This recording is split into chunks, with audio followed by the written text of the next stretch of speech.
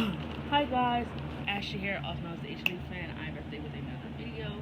It's early in the morning. I know this video is very overdue. It is the Nikki Bella Aura Sessions, my notes on her and A Young's episode.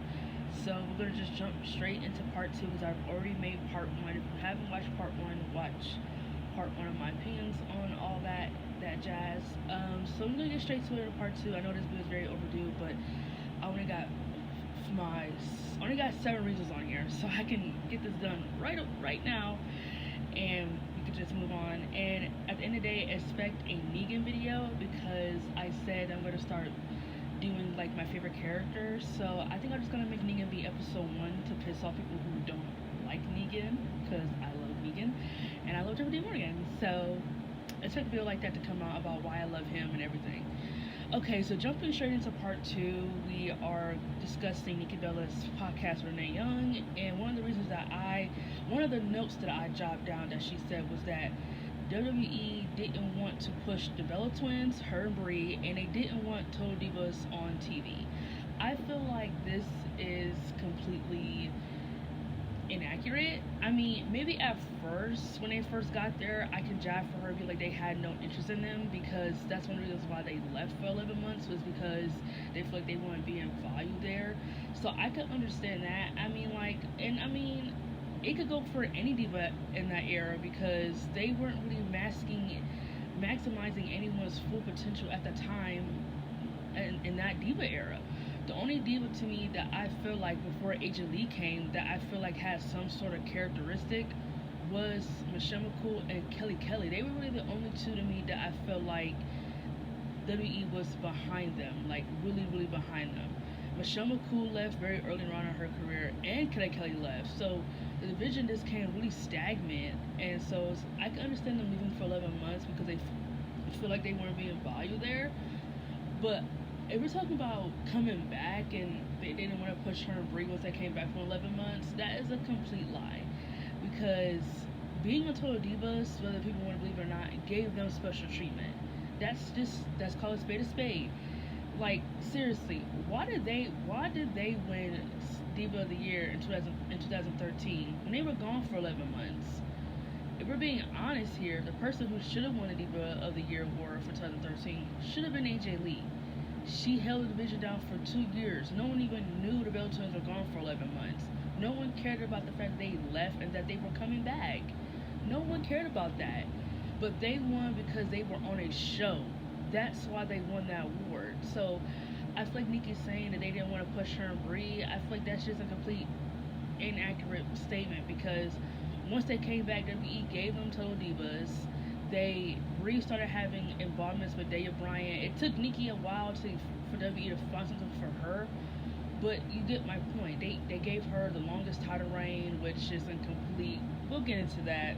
We'll get into her title reign, but you guys already know how I feel about her title reign. I already made a video about it, about where WWE went wrong with it. Her title reign sucked. It did nothing for the division, and I don't care what people say. I feel like her title reign was just a Nobel Prize. They gave her that because, well, first of all, the Bella Twins, they were getting older. They were like 30-something years old, so it's like, okay, well, let's give her this long reign now because she can't have a long reign like this at 40. It's just not gonna happen. And it's like they decided to give her the longest reign. They were getting older, and it was just time to give them these last accomplishments. But I feel like that was just really a Nobel Prize. They gave that to Nikki Bella because she's been here for such a long time, and she's busted her ass off to get better all those years her and Brie were gone. So they kind of just gave her that was like, we recognize your hard work and we want to give you this long reign, which is not a bad thing to give her the reign, but I feel like they didn't do anything with the reign. The reign wasn't impressive. She didn't do anything impressive with it, is what I'm saying. I'm not saying that them giving her the reign was a bad idea. I'm saying they didn't do anything to prove to me that she should have been the one to be AJ Lee's record. I feel like they didn't do a good job with her being AJ Lee's record. So, and as for they didn't want Total Divas to be on TV and all that, that's a lie too. Girl, y'all want to have came back and Total Divas was not going to be on TV. So that's just nip that in the bud because that's just a lie. Coming number 6 is she claimed that the other divas were envy of them being on Total Divas. Now, I don't know. I never heard any stories about like Alicia Fox or anybody else. It's really hard to say who's jealous of who because practically half the Divas division on WWE has been in Total Divas.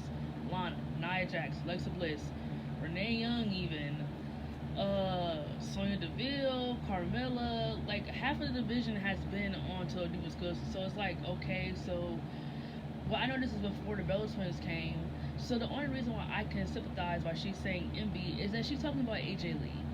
And here we go again. Like they just can't seem to keep AJ Lee's mouth, her name out of their mouth. They just really want to blame her for every reason why their careers just didn't seem to fire up. And I just feel like you want to use AJ Lee as a way to say that you were buried. Well, go ahead because AJ Lee is not the reason why you guys were buried. Maybe you should look in the mirror and realize what you were doing wrong. Maybe it could be the fact that you were never a good promo cutter, that you were never a good storyteller, that you had no real personality or no real character, but you want to blame AJ Lee for that? That's laughable. Yeah, that's laughable. So I can only sympathize that she's talking about AJ Lee being jealous, but in actuality, like I said before, they asked AJ Lee first to be on Total Divas, so they completely lied about that when they said it in their little documentary when they said WWE came to them after 11 months for the show. AJ Lee was asked first to be on it. Vince McMahon wanted her on it because she was Divas champion, and since she was very popular, they wanted her on the show. But she didn't like people being in her.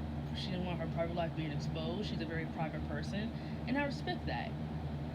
So then they realized, okay, who can we go to? So they thought of the Bella Twins. So if anything, they wanted AJ Lee first, and the Bella Twins were just second thoughts. They were not the first thought; they were second thoughts on the show. But let's just be honest here, and this is the real story. You can go on YouTube right now, and you'll see an interview with AJ Lee saying that she was asked first to be on it. So I'm not lying to you guys when I say that. So. Reason number 7, and this is the last reason. She believes in being liked by everyone. She doesn't want to be disliked. So I realized that Nikki Bella is that she said she felt like the women's locker room was all about people going into the business for themselves. It was not a lot of girl power in the locker room and everything like that. You know what? I have nothing against her wanting to be there for everyone, encouraging, being a leader. I have nothing against that. But sometimes you cannot worry about, especially in a business like WWE. This is the honest truth. You cannot worry about other people not getting to the top, and you shouldn't feel guilty about being at the top. You shouldn't feel guilty at being at the top. You're just on a different level than everybody else is on. They still haven't figured out the game yet, and you have. So you shouldn't have to feel guilty about that. And I'm not saying that you're not allowed to. You can. It's your emotions. But me personally, if I was the women's champion, and let's say Emma is still a mid-carder, I would try to help Emma as best as I can to help her figure out what she's missing. But I'm not going to feel guilty about being on top because I've earned my place there. So I'm not gonna feel guilty about being on there. So I'm not against her saying that, but I feel like that's one of the reasons why her career, I think that's one of the reasons why it was so hard for her to get into heel mode was because she wanted to be liked by everybody. And that's the problem. You're not gonna be liked by everyone. And when every time someone had a little opinion about her and Brie, they symbolize it as being haters and repeating all your opinions. Well, my opinions matter, and unlike other people, my opinions have facts behind it. I don't care if they were on Total Divas. I don't care if they did things outside of wrestling does not matter. This is about the industry, what they've done here in the square circle. And to be honest with you guys, they're not that great. The Bella Twins, and I'll say it once and I'll say it again, they are very overrated. I never understood what people liked about Nikki and never liked about Brie. Because when you put them together, they are literally the same. They have no personality, no charisma, no real charm, no real anything to them. And I feel like if you watch Total Divas, I felt like they should have had really put those personalities into their characters. Nikki came off really annoying and really spoiled and really full of daddy issues, and they could have done something with that. That probably would have been very interesting with her as a character. And Brie comes off more as a heel in the show. Brie's kind of bitchy. She kind of speaks her mind. She's kind of outspoken and everything like that. Which is I like her because Nikki's annoying as hell in the show in Total Divas. So I'm gonna like Brie. So I feel like those if they would have had taken those personalities and put them in WWE, maybe I could have gone behind them. But they had like no real personality, no real charisma, no real charm, no real anything. They couldn't cut promos. They couldn't tell stories. And you think about it, they're like real life Finn Balor, female Finn Balors. They're just not interesting. No matter how many times WWE tried, it just never seemed to work. Like Finn Balor, no matter how many times they tried with him, it's just never going to work. Well, at least Finn Balor is sexy. I would say that. At least he's sexy. I don't care what anyone says. That man is fine. But there you have it. My part two on Nikki Bella's oral sessions with Renee Young. Let me know what you think in the comments down below. If you are a Nikki Bella fan, let me know if I got anything wrong. But keep your head up, stay positive, and always have a good day.